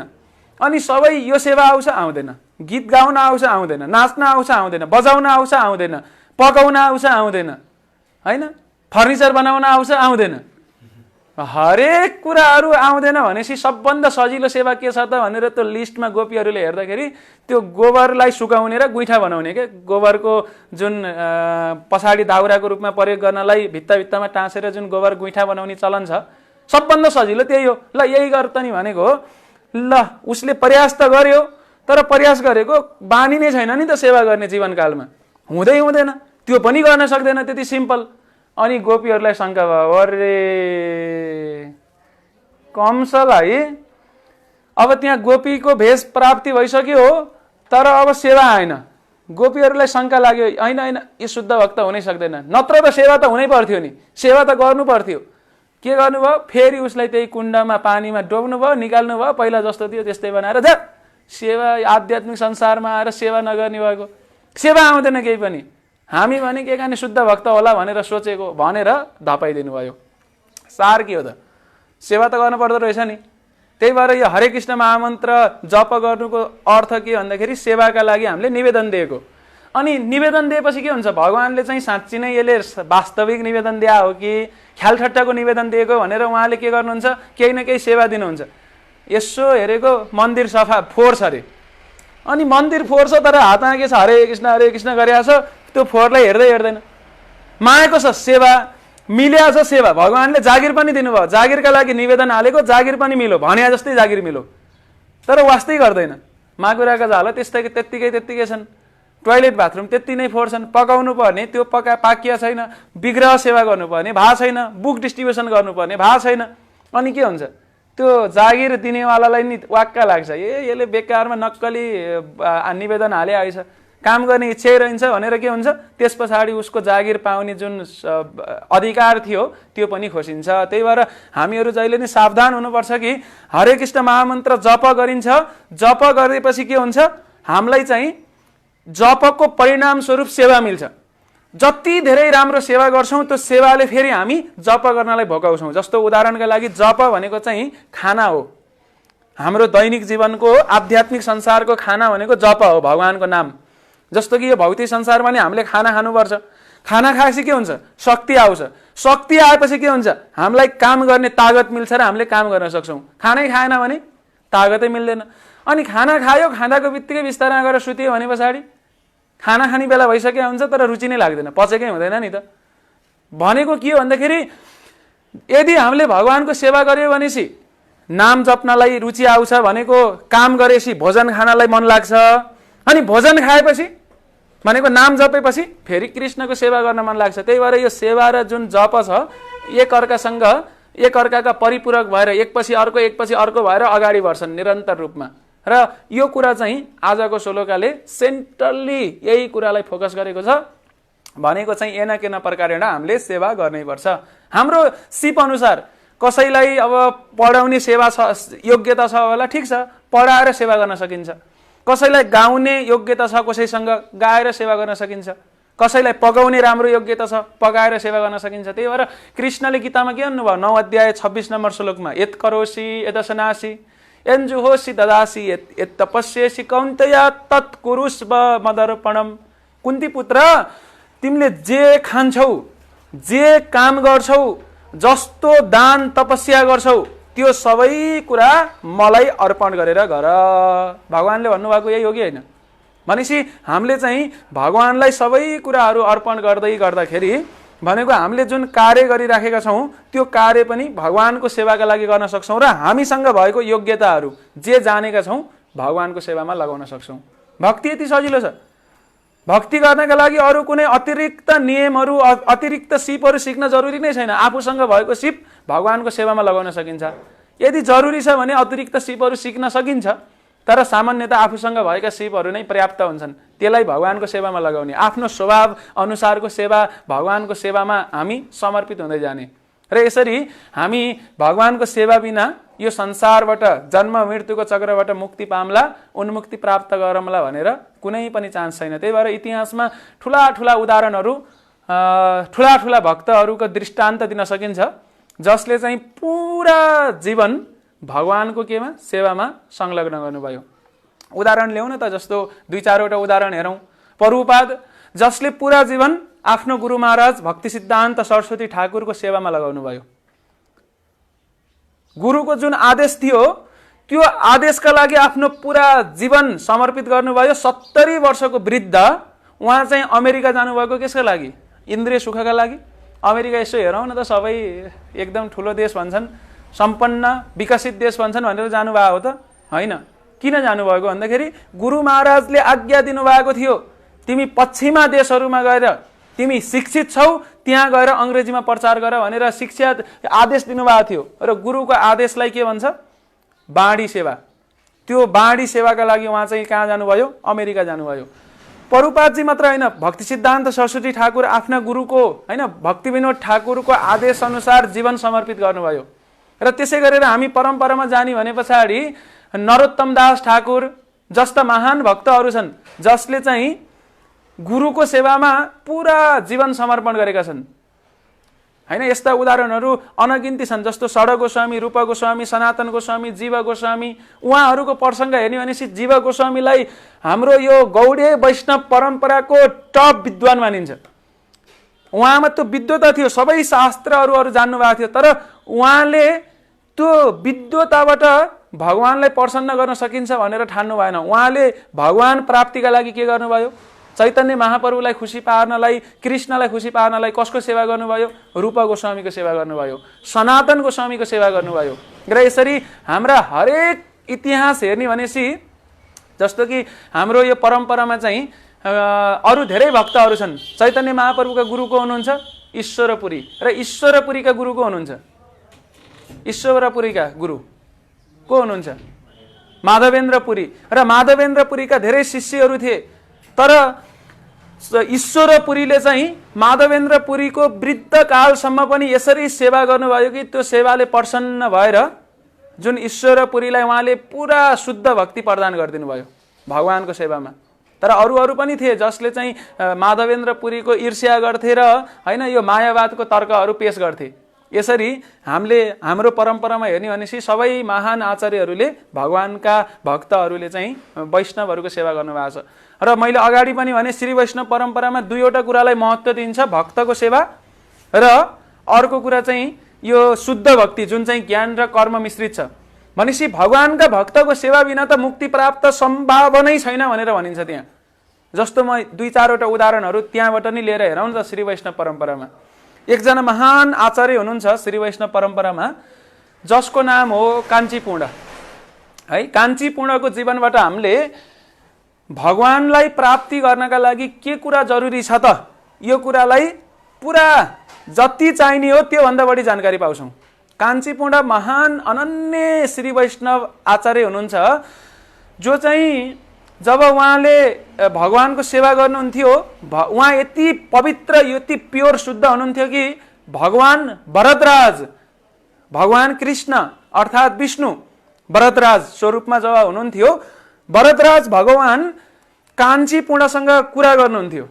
ए कान्छी पूर्ण भनेर यसो डिटी मन्दिर हलभित्र छिरेको त अब कुराकानी हुन्छ ल, त्यस्तो भयो कति मजा हुन्थ्यो है। आज त के हो, कपडा अलि नयाँ नयाँ लगाएर आएका छौ, आज नयाँ धोती हो कि के हो भनेर भगवानले भन्नुभयो भने कस्तो हुन्छ होला हामीलाई। कान्छी पूर्णसँग यस्तै कुरा गर्नुहुन्थ्यो होइन। आज के भोगा बन्दैछ, यस्ता कुराहरू सबै कुराहरू आज के भन्दैछ एकदम। अनि त्यस पछाडि कान्छी पूर्णले नि सबै कुराहरू भगवानसँग के गर्नुहुन्थ्यो, वार्तालाप गर्नुहुन्थ्यो। भनेपछि कान्छी पूर्ण कस्तो भक्त हुनुहुँदो रहेछ, जोसँग साक्षात भगवान बोल्नुहुन्थ्यो। यो भनेको लाखौं वर्ष पहिलाको घटना होइन, केही समय वर्ष अगाडि भनेको लगभग 1000 वर्षको सेरोफेरोको मात्र घटना हो है। यो लाखौं वर्ष पहिला घटेको घटना होइन। कान्छी पूर्ण भरतराज भगवानसँग के गर्नुहुन्थ्यो, वार्तालाप गर्नुहुन्थ्यो। र सबै त्यो क्षेत्रमा काञ्चीपुरमको ओरापोरा सबैलाई थाहा थियो कि कान्छी पूर्ण कति शुद्ध भक्त हुनुहुन्छ भनेर। र एकपटक चाहिँ कान्छी पूर्णको शिष्य भनौँ अथवा कान्छी पूर्णलाई सेवा गर्ने एकजना व्यक्ति, जो चाहिँ हरेक दिन कान्छी पूर्णसँग आउँथे, सेवा गर्थे होइन, उनको कुरा सुन्थे, उनको मनमा प्रश्न आएछ कि मैले यो अवसरलाई किन सदुपयोग गर्दिनँ। कान्छी पूर्ण त स्वयं साक्षात भगवानसँग बोल्न सक्नुहुन्छ, किन मैले कान्छी पूर्णलाई यो सोध्न नलगाउने कि मैले भगवत धाम कहिले प्राप्ति गर्छु, कहिले चाहिँ मेरो भगवत धाम जाने लेखेको छ, अर्थात् म वैकुण्ठ कहिले जान सक्छु। यो कुरा चाहिँ कान्छी पूर्णको माध्यमबाट भगवानलाई प्रश्न सोधियो भनेपछि भगवानले उत्तर दिनुहुन्छ। अनि ढुक्क हुन पाइयो, पक्का पनि भनेर चाहिँ उहाँले कान्छी पूर्णलाई गएर प्रश्न सोध्नुभयो। भगवानलाई यसो राखिदिनुहोस् त यो प्रश्न, म कहिले भगवत धाम जान्छु, वैकुण्ठ फर्किन्छु भनेपछि अब कान्छी पूर्णले भगवानसँग कुरा गर्नुहुन्छ भन्ने त थाहा थियो उनलाई। अनि उनले कान्छी पूर्णले नि नकार्नु भएन, ल ठिकै छ म भगवानसँग गएर राखिदिन्छु भनेर उहाँ चाहिँ जब मन्दिरमा पूजा गर्नलाई छिर्नु भएको थियो, भरतराज भगवानसँग गएर उहाँले कान्छी पूर्णको कुरा राखिदिनु, कान्छी पूर्णले त्यो भक्तको कुरा राखिदिनु भयो र भन्नुभयो कि त्यो व्यक्ति कहिले चाहिँ हजुरको धाम वैकुण्ठ फर्कन्छ। कान्छी पूर्णलाई भगवानले के उत्तर दिनुभयो, यही जन्ममा, राइट इन दिस लाइफ, यही जन्ममा ऊ चाहिँ मेरो धाम फर्कन सक्छ। भरतराज भगवानले भन्नुभयो किन भन्दाखेरि त्यो व्यक्ति, त्यो भक्त मेरो अनन्य शुद्ध भक्त कान्छी पूर्णप्रति आसक्त छ। तिमीप्रति आसक्त भएको व्यक्ति यही जन्ममा भगवत धाम फर्किन्छ। ल मैले भन्ने। कान्छी पूर्ण चाहिँ पुरा खुसी भएर आएर भन्नुहुन्छ, त्यो व्यक्तिलाई भनिदिनुहुन्छ भक्तलाई, यही जन्ममा फर्किनुहुन्छ अरे हजुर चाहिँ। यो वास्तविक घटना हो है। अनि त्यस पछाडि यसो भोलि पर्सिपल्ट कान्छी पूर्ण यसो टोलाएर बस्नुभएको, त्यो भक्त त यही जन्ममा फर्किनु हुँदो रहेछ, तर म कहिले फर्किउँला आफ्नो लागि त मैले सोधेकै छैन। मनमा यो प्रश्न खेले पछाडि मेरा लागि नि सोध्न पर्यो एउटा प्रश्न, अहिले अरू सोध्या छैन, आफ्ना लागि मागेको छैन, यति त माग्न पर्यो भनेर भरतराज भगवानसँग वार्तालाप गर्ने बेला सोध्नुहुन्छ, भगवान अनि म चाहिँ कहिले फर्किन्छु नि त वैकुण्ठ, कहिले हजुरको धाम फर्किन सक्छु भन्दाखेरि कहाँ तिमी फर्कन्छौ, तिमीलाई त कैयौं जन्म लाग्छ, तिमी फर्कन्छौ। अनि त्यसपछि त कान्छी पूर्ण त छक पर्नुहुन्छ, उहाँलाई त शक हुन्छ, तिन छक पर्नुहुन्छ, म फर्किँदैन, कसरी फर्किन्छौ, तिमी कनिष्ठ व्यक्ति, तिमीले केवल मूर्तिको मात्र पूजा गर्छौ, मेरो मात्रै। तर उहाँ चाहिँ भरतराज भगवानले मूर्ति पूजाको महत्त्व घटाउन खोज्नु भयो होइन, अर्को एउटा उपदेश दिन खोज्नु भयो। तिमी केवल विग्रहको, श्री विग्रहको मात्र पूजा गर्छौ, विग्रहको मात्र पूजा गर्नेहरू भनेका कनिष्ठ हुन्। तर तिमीले त भक्तको, यदि भगवत धाम फर्किनु छ, मेरो धाम फर्किनु छ भने मेरा भक्तहरूको सेवा गर्नुपर्छ, तिमी म प्रति मात्र आसक्त छौ, मेरा भक्तहरूको त सेवा गर्दैनौ। त्यसपछि कान्छी पूर्णलाई कस्तो भयो होला, ए कुरा बुझियो, यत्रो सेवा गरेर लास्टमा कनिष्ठ पो भइएछ, लौ त भगवान भनेर निस्किनु भयो। अनि उहाँ चाहिँ निस्किनुहुन्छ। अनि निस्किएर चाहिँ कान्छी पूर्ण अब उहाँ जानुहुन्छ श्रीरङ्गममा जानुहुन्छ। काञ्चीपुरबाट उहाँ श्रीरङ्गममा जानुहुन्छ र श्रीरङ्गममा गएर उहाँले चाहिँ अर्को एकजना महान वैष्णव आचार्यलाई भेट्नुहुन्छ जसको नाम थियो महापूर्ण र महापूर्ण को हुनुहुन्थ्यो भन्दाखेरि यमुनाचार्यको शिष्य हुनुहुन्थ्यो। यो श्री वैष्णव आचार्य हुनुहुन्छ। अनि महापूर्ण एकदम महान भक्त हुनुहुन्थ्यो र काञ्चीपूर्ण त्यहाँ जाने बेलामा रूप बदलेर एउटा सामान्य गोठालोको भेष बनाएर जानुभएको थियो क्या खासमा। अनि उहाँ बसुन्जेल के गर्नुहुन्थ्यो, गाईहरूको सेवा गर्नुहुन्थ्यो, चराउन जानुहुन्थ्यो, ल्याउनुहुन्थ्यो र एवं रीतले चाहिँ अरू बाँकी जति पनि समय थियो कसको सेवा गरेर बस्नुहुन्थ्यो, महापूर्णको। किन महापूर्ण अनन्य भक्त हुनुहुन्छ थाहा छ उहाँलाई। अनि महापूर्णको सेवा गर्दै गर्दै दिनहरू बित्दै गए पछाडि केही महिनाहरू बितिसके र एक दिन चाहिँ अब उहाँ गाई चराउन अथवा केही गर्नलाई बाहिर निस्केको बेलामा ठुलो पानी पर्यो। पानी परे पछाडि उहाँ लुचुपै भिज्नुभयो। लुचुपै भिजे पछाडि त कपडा पुरै लुचुपै भिजेपछि आफ्नो कोठामा फर्किनुहुन्छ त अरू कपडा त छैन। त्यही पहिला आफूले जुन धोती कुर्ता लगाउनुहुन्थ्यो नि त्यो भक्त भेषमा हुँदाखेरि ती कपडाहरू मात्र छन्। अहिलेलाई एकछिनलाई यो कपडा नसुकुन्जेल यही भए पनि लाएर बस्छु भनेको ठ्याक्कै त्यही बेलामा को प्रवेश गर्नुहुन्छ, महापूर्ण। अनि महापूर्ण प्रवेश गरेपछि त अरे यो मेरो गोठालो मेरो प्यारो मान्छे भनेर भनेको त आज त उता अर्कै स्वरूपमा छ त, तिमी को हौ उहाँले सोध्न सुरु गर्नुहुन्छ। अब सोधेपछि त अब भन्न पर्यो वास्तविकता, म चाहिँ खासमा काञ्चीपूर्ण हो भनेपछि त उहाँले टाउको समाउनुहुन्छ।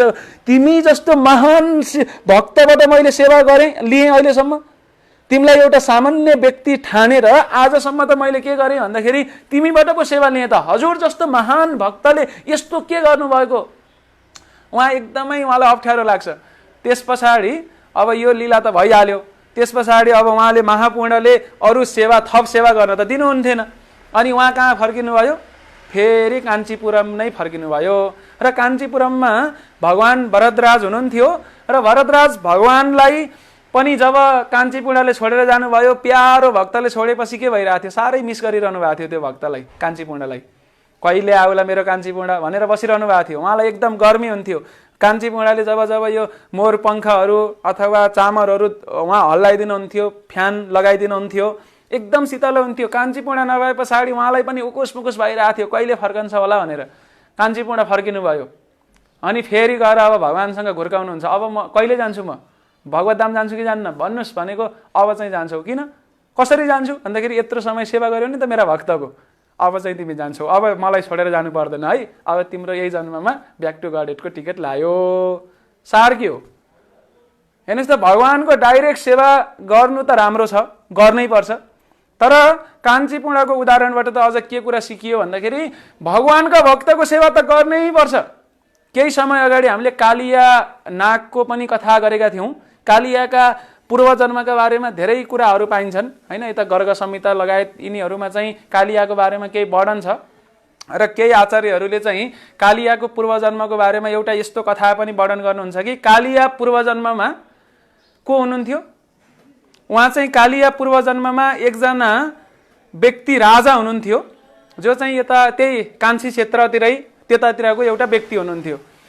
अनि तर समस्या के थियो भनेपछि उहाँको शरीरमा एउटा रोग थियो क्या, एक ठाउँमा बस्नै नसक्ने भनेको। उहाँको शरीरको रोगले गर्दाखेरि उहाँलाई जुन आउँ हैजा जस्ता विभिन्न यस्ता लक्षणहरू देखिन्थे र त्यसो हुँदाखेरि ती व्यक्ति चाहिँ जो चाहिँ राजा थिए उनी चाहिँ एकपटक नारद मुनिसँग भेट भएको। नारद मुनिले भेट हुँदाको बित्तिकै कृष्णको कथा सुनाउन लाउनु भयो। अनि कथा सुनाउन लाए पछाडि त उनी त कथामा त बस्न सकेनन् नि त, घरिघरि यस्तो बाहिर जान्छन् आउँछन्। अनि त्यसपछि नारद मुनिले सोध्नुहुन्छ के भयो त भनेर। अनि त्यस पछाडि त उनको आफ्नो वास्तविक समस्याहरू बताइदिए पछाडि नारद मुनिले भन्नुहुन्छ ए त्यसो तिम्रो त्यस्तो पो समस्या छ, यो रोगको उपचार चाहिँ कुलिङ्ग नाम गरेको एउटा चरा पाइन्छ, त्यो चरालाई तिमीले खायौ भने पछाडि त्यसको मासु भनौँ अथवा त्यो चरा चाहिँ यो रोगको उपचार हुनसक्छ, औषधि हुनसक्छ भनेर भनिदिनु भयो। नारद मुनिले मासु खाऊ भन्नुभयो होइन, यहाँ चाहिँ एउटा लीला प्रस्फुटित गर्न खोज्नु भयो। अनि उहाँ चाहिँ त्यो नजिकै जानुहुन्छ, वटवृक्ष नजिकै गएर त्यहाँ त्यो कुलिङ्ग चरालाई प्रतीक्षा गरेर बस्नुहुन्छ। राजा भेषमा हुनुहुन्थ्यो, अब उहाँका हतियारसहित हुनुहुन्थ्यो। अब त्यो चरा त नजिकै आउने त चान्सै भएन। फेरि जिउँदो चरा भनेको मारेर होइन कि जीवित चरा चाहिएको थियो रोगको उपचारका लागि। अनि धेरै प्रयास गर्नुहुन्छ तर सक्नु हुँदैन। वनमा भएको हुँदाखेरि वनमा साधुहरू नि बस्थे। एउटा साधुले देख्नुभयो राजा के गर्नुभएको भन्दा कुलिङ्ग चरालाई छोप्न खोजेको मेरै हातले, तर आउँदै आउँदैन नजिक। भन्दाखेरि भन्नुहुन्छ कहाँ आउँछ त, तिमी राजा भेषमा छौ। अब उसलाई चाहिँ राजा अथवा अरू व्यक्तिप्रति विश्वास छैन, तिमी साधुको भेषमा मात्र बस त, त्यसपछि आउँछ कि आउँदैन भनेर भनेको। त्यसपछि साधुको भेष लगाउँछन् राजाले। त्यसपछि त त्यो चरा तुरुन्त कहाँ आउँछ, ती साधु भेषमा भएका जो चाहिँ अहिले नक्कली साधु हुन् राजाको शरणमा आउँछ। अनि त्यसपछि राजाको शरणमा आए पछाडि राजाले सोच्नुहुन्छ यो चरालाई मैले अब खाउँ र, मलाई यस्तो माया गर्न लाग्यो यो चराले। चरा त जब आयो नि साधुको नजिक गएर उसले माया गर्थ्यो, उनलाई पनि साधु ठानेर माया गर्न सुरु गर्यो।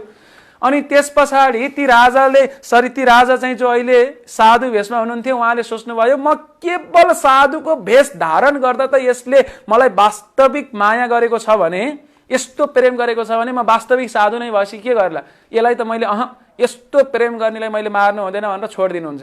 त्यो छोडे पछाडि कुलिङ्ग चराले बोल्नुहुन्छ महाराज मलाई थाहा थियो हजुरले चाहिँ खासमा मलाई मार्नका लागि खानालाई आउनु भएको हो, तर हजुरले मलाई छोडिदिनु भयो नि, म चाहिँ निकै खुसी भएँ। मलाई थाहा छ हजुरको समस्या के हो, तपाईँलाई रोग लागेको छ नि, जानुस् नजिकै एकजना साधु छन्, ती साधुको चरण गएर धोएर अभिषेक गरेर जल खानुस्, तपाईँको रोग चट हुन्छ भनेपछि उहाँ चाहिँ फेरि ती साधुलाई खोज्दै जानुहुन्छ। र साधुलाई गएर खोजेर सेवा गर्ने क्रममा के हुन्छ, साधुको खुट्टा यस्तो थियो कि घाउ नै घाउ, पिपै पिप, गनाउने घिन लाग्ने फोहोर।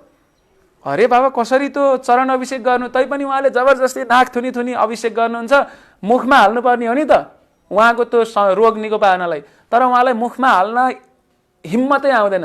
उहाँले के गर्नुहुन्छ, यसो टाउकोमा छर्किनुहुन्छ अनि फ्याँकिदिनुहुन्छ। त्यसो हुँदाखेरि उहाँलाई ती साधुले भन्नुहुन्छ हे राजन, मैले खासमा परीक्षा लिएको थिएँ, अब हजुरले यो जुन चरण जल छ यसलाई चाहिँ टाउकोमा हाल्नुभयो, ठिक छ, तपाईँको टाउकोमा अमृतको बास हुनेछ भनेको कृष्णले चाहिँ भगवानले के गर्नुभयो, अमृत भन्दा पनि महान कुरा चाहिँ कालियाको शिरमा राखिदिनु भयो चरण। अनि तर मुखमा तिमीले मुखमा चाहिँ यो यत्रो चरणामृत पनि हालेनौ, त्यही भएर तिम्रो मुखमा चाहिँ विष हुनेछ। त्यही भएर पछाडि कालियाको मुखमा के भयो, विष, शिरमा के भन्दाखेरि भगवानको चरण कमल। भनेपछि हेर्नुहोस् त यहाँ भगवानका भक्तहरूको सेवा गर्दाखेरि के फल प्राप्ति हुँदो रहेछ। चाहे यो काञ्ची पुण्यको उदाहरण होस्, चाहे यो महापुण्यको उदाहरण होस्, चाहे यो चाहिँ कालियाको उदाहरण होस्, चाहे हाम्रा गौडीय वैष्णव परम्पराका आचार्यहरूको उदाहरण होस् अथवा अन्य आचार्यहरूको किन नहोस्, मैले अगाडि भने कुलशेखर अलवरको किन प्रसङ्ग नहोस्, हरेक कुरामा चाहिँ एउटै कमन फ्याक्टर छ, भगवानका भक्तको सेवा। जबसम्म हामीले भगवानका भक्तको सेवा गर्दैनौँ तबसम्म हाम्रो त्यो हृदय शुद्धिकरण हुने चान्सै छैन। भगवानका भक्तको सेवा बिना हामीलाई वासुदेव कथा रुचि, वासुदेवका कथामा रुचि हुने कुरै छैन। त्यही भएर ठुला ठुला वैष्णव आचार्यहरूले जहिले पनि के गर्नुहुन्छ, वैष्णवहरूको सेवा गर्नुहुन्छ, गुरुजनको सेवा गर्नुहुन्छ हैन। अर्को पनि उदाहरण हेर्न सक्छौँ, 12 जना अलवर मध्ये 2 जना अलवर जो चाहिँ अत्यन्त प्रख्यात हुनुहुन्छ श्री वैष्णव परम्परामा। एउटा अलवरको नाम भनिन्छ नाम अलवर। नाम अलवरलाई चाहिँ सबै अलवरहरूको प्रमुख मानिँदो रहेछ र उहाँको एकजना सेवक हुनुहुन्छ शिष्य जसलाई भनिन्छ मधुर कवि अलवर। र ती मधुर कवि अलवर चाहिँ उमेरले ठुलो हुनुहुन्थ्यो, जेठो, र नाम अलवर चाहिँ उमेरले सानो हुनुहुन्थ्यो, भर्खर 16-17 वर्षको जस्तो। तर एकपटक के भयो, ती मधुर कवि अलवर जन्मेदेखि नै यो संस्कृत व्याकरण सबै शास्त्रहरू पढेर यस्तो विद्वान हुनुभएको थियो। विभिन्न तीर्थाटनहरू गर्दै गर्दै गर्दै गर्दै उहाँ बद्रिका आश्रम पुग्नु भएको थियो र बद्रिका आश्रमबाट अब म कहाँ जान्छु, अयोध्या जान्छु भनेर निस्किएको। आकाशमा त दूर दराजबाट चाहिँ एकदम ठुलो प्रकाश देख्नुहुन्छ। अनि उहाँलाई चाहिँ लाग्छ कि यो प्रकाश त उहाँको गाउँ भनेको जुन तिरुनगरी थियो, त्यो क्षेत्र थियो जुन दक्षिण भारतको, त्यहाँबाट आएको जस्तो लागेपछि उहाँ निरन्तर त्यो क्षेत्रमा जानुहुन्छ। अनि जब त्यहाँ पुग्नुहुन्छ त्यहाँ एकजना अद्भुत बालकलाई देख्नुहुन्छ जो चाहिँ जन्मिए पछाडि 16 वर्षसम्म आँखा पनि हेर्नु भएको थिएन, कान बोल्नु पनि भएको थिएन, रुनु पनि भएको थिएन, त्यस्तो एउटा बालक हुनुहुन्थ्यो। त्यहाँ एउटा इमलीको वृक्षको मुनि हुनुहुन्थ्यो जसलाई भनिन्छ नाम अलवार। पछाडि उहाँ नाम अलवार नामले चिनिनु भयो। अनि त्यसपछि जब उहाँसँग भेट हुनुहुन्छ र केही उहाँको लक्ष्य हुन्छ, त्यस पछाडि उहाँलाई लाग्छ, मधुर कविलाई लाग्छ कि यी त महान भक्त हुनुहुन्छ, तत्क्षण उहाँ चाहिँ समर्पित हुनुभयो, उहाँको चरण कमलमा समर्पित हुनुभयो र जीवनभरि ती गुरुको अर्थात् नाम अलवरको सेवा गरेर जीवन कटाउनु भयो। कसले? मधुर कवि अलवरले। भनेपछि चाहे अलवरको प्रसङ्ग होस्, चाहे षड गोस्वामीको प्रसङ्ग होस्, होइन, चाहे प्रभुपादजीको प्रसङ्ग होस्, चाहे चाहिँ गोपीहरूको मन्जरीहरूको प्रसङ्गहरू हुन्, हरेक कुरामा एउटै कमन फ्याक्टर छ, सबैले सेवा गर्नुभएको छ। सेवा कसलाई गर्नुहुन्छ भन्दा आफूभन्दा माथिल्लो अथवा आफ्नो वरपर भएका भक्तलाई। जब हामीले यसरी भगवानका भक्तहरूको सेवा गर्छौँ, जस्तो कि उदाहरणका लागि सबरीलाई रामचन्द्र भगवानले किन कृपा गर्नुभयो? रामचन्द्र भगवानले त यहाँसम्म कि सबरीले टोकेको जुन जुठो बयर छ त्यो पनि खानुभयो। किन? जीवनभरि सबरीले एउटा कार्य गर्नुभएको छ, के भन्दाखेरि भक्तको सेवा। र ती भक्तको नाम के थियो? साधुको नाम, जो चाहिँ जङ्गलमा जब यो सबरीको विवाहको प्रसङ्ग आयो, विवाहको प्रसङ्ग आउँदाखेरि उहाँले देख्नुभयो कि घरभरि बोकाहरू बाख्राहरू छन्। अनि त्यसपछि किन चाहिँ जम्मा गर्नुभएको बुवा भन्दाखेरि तिम्रो विवाह हुँदैछ र तिम्रो विवाहमा यो भतेर गर्नलाई, भोज भतेर गर्नका लागि हो, यिनीहरूलाई भोलि काट्नुपर्छ भनेपछि उहाँलाई यस्तो दुःख लाग्छ कि मेरो कारणले गर्दाखेरि यी अबोध प्राणीको हत्या हुँदैछ, बरु म विवाह गर्दिनँ भनेर उहाँ निस्किदिनुहुन्छ राति नै। अनि निस्केर उहाँ जङ्गलमा जानुहुन्छ, धेरै ऋषिमुनिहरूको शरणमा जानुहुन्छ। यो चाहिँ तल्लो जातकी नराम्री, होइन, यो यस्ती स्त्री भनेर कसैले पनि स्वीकार गर्नुहुन्न, शरणमा लिनुहुन्न। तर एकजना ऋषि हुनुहुन्थ्यो, मतङ्ग ऋषि, जसले चाहिँ उहाँको सबरीको भाव बुझेर उहाँलाई चाहिँ आश्रममा छोरी छोरा पाल्नुहुन्छ। अनि त्यसपछि उहाँले निरन्तर रूपमा ती मतङ्ग ऋषिको सेवा गर्न सुरु गर्नुहुन्छ। र त्यो सेवा गर्दा गर्दा गर्दा गर्दा गर्दै मतङ्ग ऋषि एक दिन शरीर छोडेर जानुभयो। तैपनि मतङ्ग ऋषिको आदेश अनुसार यो ठाउँमा एक दिन भविष्यमा रामचन्द्र भगवान आउनुहुन्छ, त्यतिन्जेल चाहिँ तिमी यहीँ बस्नुपर्छ भनेर आदेश दिनुभएको थियो। र गुरुको आदेश अर्थात् बाणी सेवा गरेर उहाँ पर्खनुभयो। अन्तमा चाहिँ जब रामचन्द्र भगवान त्यो जङ्गलमा पुग्नु भएको थियो, पम्पासार क्षेत्रमा पुग्नु भएको थियो, अन्ततोगत्तो उहाँको भेट कोसँग हुन्छ? सबरीसँग हुन्छ। सबरीले आफ्नो कुटी आश्रममा लैजान्छन् र भगवानलाई चाहिँ भोगा स्वरूप चाहिँ के खुवाउँछिन्? फल, त्यो पनि जुठो फल। आफूले टोकेर यो पाकेको छ कि काँचो छ भनेर चाखेर जुन जुन पाकेको गुलियो जस्तो लाग्थ्यो नि, त्यही सङ्कलन गरेर राखेकी थिइन्। त्यो चाहिँ कसलाई दिन्छन् भन्दाखेरि रामचन्द्र भगवानलाई। र रामचन्द्र भगवानले मिठो मानेर खानुहुन्छ। किन मिठो मान्नुभयो त? रामचन्द्र भगवानलाई सबरीको त जुठो फल किन मिठो लाग्यो? फल मिठो होइन, सबरीले जीवनभरि गुरुप्रति जुन शरणागति देखाउनु भएको थियो, जुन समर्पण देखाउनु भएको थियो, जुन भावले सेवा गर्नुभएको थियो, त्यो चाहिँ मिठो लागेको खासमा। त्यसरी चाहिँ सबरीलाई भगवान श्रीकृष्णले, भगवान रामचन्द्रले के गर्नुभयो? त्यो कृपा गर्नुभयो। त्यही भएर हामी हरेक कुरामा, हरेक प्रसङ्गमा एउटै कुरा सिक्छौँ। जब हामी भक्तको पछाडि लाएर भगवानलाई भेट्नका लागि अथवा भगवानको प्राप्तिका लागि जान्छौँ, भगवानले स्वीकार गर्नुहुन्छ। कृष्ण लीलामा नै हेरौँ न, गोवर्धनको जुन लीला भयो नि, गोवर्धन पूजा लीला भयो, भगवान श्रीकृष्णले इन्द्रको पूजा रोकेर कसको पूजा सुरु गरिदिनु भयो अरे? गोवर्धन पर्वतको। अनि त्यो थाहा पाए पछाडि इन्द्र त क्रोधित हुनुभयो। र यति क्रोधित हुनुभयो कि सम्वर्धक नामक सेवकलाई, त्यो मेघ गर्जनलाई वृन्दावन डुबाउनका लागि आदेश दिनुभयो। ती सम्वर्धकले यति ठुलो वर्षा गरे कि पुरा चड्किने सहितको, होइन, यो लाइटनिङ थन्डरबोल्ट सहितको वर्षा गरायो कि त्यो वृन्दावनै पुरा जलमग्न भएर सबै ब्रजवासीहरू कसको शरणमा जान बाध्य हुनुभयो? कृष्णको शरणमा।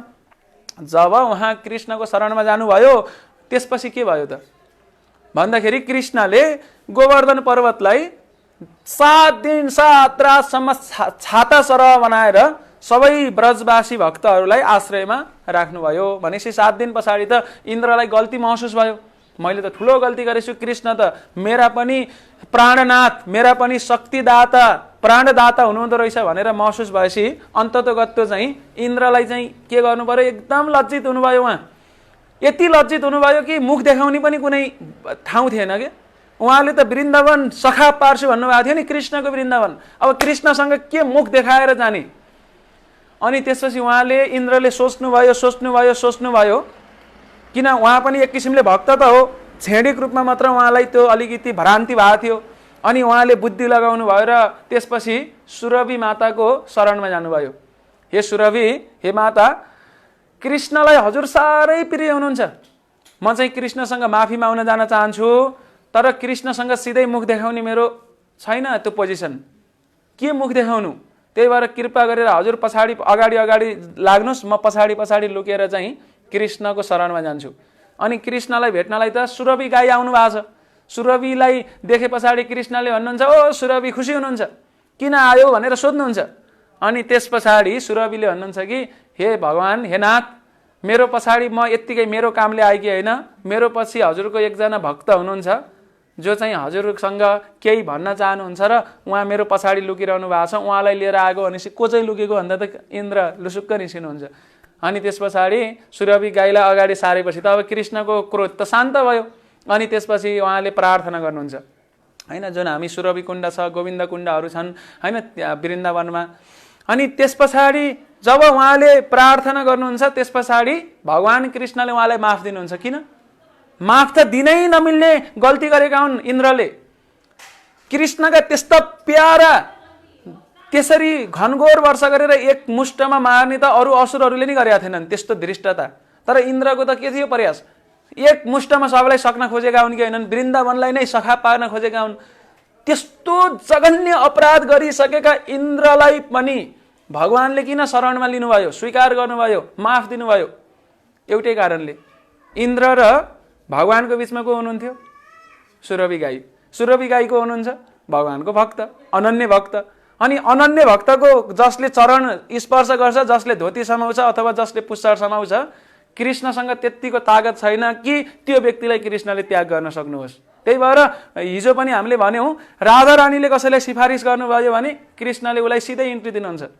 त्यही भएर राधा रानीले सिफारिस गर्नु भएन भने हामी हर प्रयास गरौँ, लाखौँ प्रयास गरौँ, कृष्णलाई प्राप्त गर्न सक्नेवाला छैनौँ। एक छैनौँ, दुई छैनौँ। त्यही भएर हामी जानुपर्छ कसको माध्यमबाट? वैष्णवहरूको सेवाको माध्यमबाट। हाम्रो सबैभन्दा नजिकको वैष्णव को हुनुहुन्छ हाम्रो जीवनमा? गुरु। शिक्षा गुरु होस्, दीक्षा गुरु होस्, र हामी चाहिँ गुरुको सेवा गर्नुपर्छ। र गुरुको मातहतमा जति पनि भक्तहरू छन्, भनौँ न वैष्णवहरू जो पनि छन्, किन भन्दा केवल गुरुको सेवा गर्छु अरू भक्तको सेवा गर्दिनँ भन्नु फेरि झनै त्यो पनि त्यति राम्रो होइन। र भक्तहरूको र गुरुहरूको सेवा गरेर हामीले चाहिँ भगवानको अनन्य भक्ति प्राप्त गर्न सक्छौँ। र आजको यो जुन प्रसङ्ग छ, यो प्रसङ्गमा यसलाई एकदमै प्रभुपादजीले स्पष्ट पार्नुहुन्छ कि भन्नुहुन्छ कि यदि हजारौँ जन्म पछाडिको यो तपस्याले पनि भगवानका शुद्ध भक्तहरूको सेवा पाउन गाह्रो छ।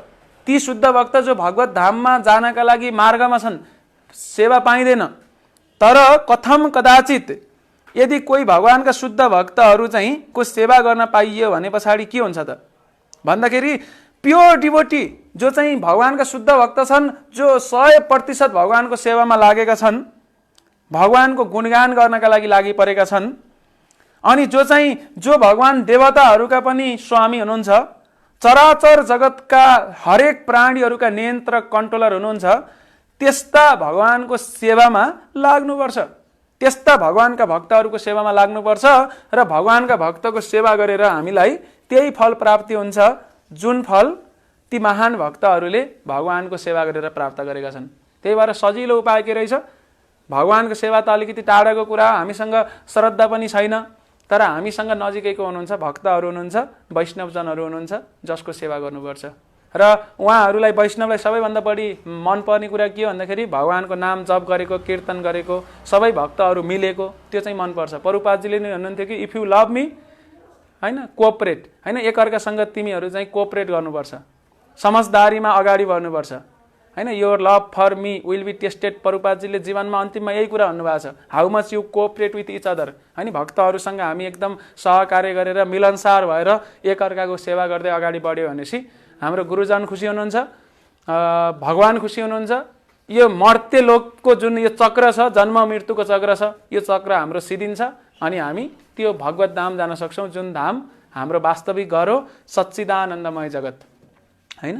चिन्तामणि प्रकर सद्मसु कल्पवृक्ष लक्ष्य वृत्तेषु सुरभि अभिपालयन्तम होइन। त्यस्तो धाम जहाँ चाहिँ चिन्तामणि पत्थरहरू छन्, जहाँ चाहिँ होइन कल्पवृक्षहरू छन्, जहाँ सुरभि गाईहरूले भगवानको निरन्तर सेवा गरेका छन्, त्यस्तो धाममा चाहिँ गोविन्दम आदि पुरुषम तमहम भजामि, त्यहाँ जानका लागि हामी चाहिँ गोविन्दको भजन गर्नुपर्छ। अझ सजिलो उपाय के भयो, गोविन्दका भक्तहरूको भजन सेवा गर्नुपर्छ। त्यति गरेर हामी सक्छौँ भन्ने सार हामीले यहाँ बुझ्न सक्छौँ। त्यही भएर अब यसमा अरू त धेरै कुराहरू चर्चा गर्न सकिन्थ्यो, तर समयले नेटो काटिसकेछ, 9:30 नै हुन लागेछ।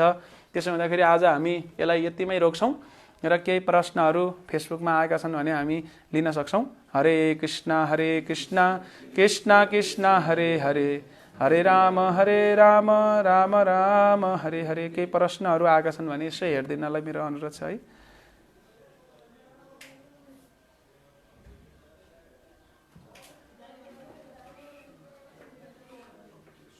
केही प्रश्नहरू छैनन् भने अब हामी यसलाई यतिमै रोक्छौँ होला। एकछिन हेरौँ कसैको केही कमेन्टहरू छन्, प्रश्नहरू छन् कि।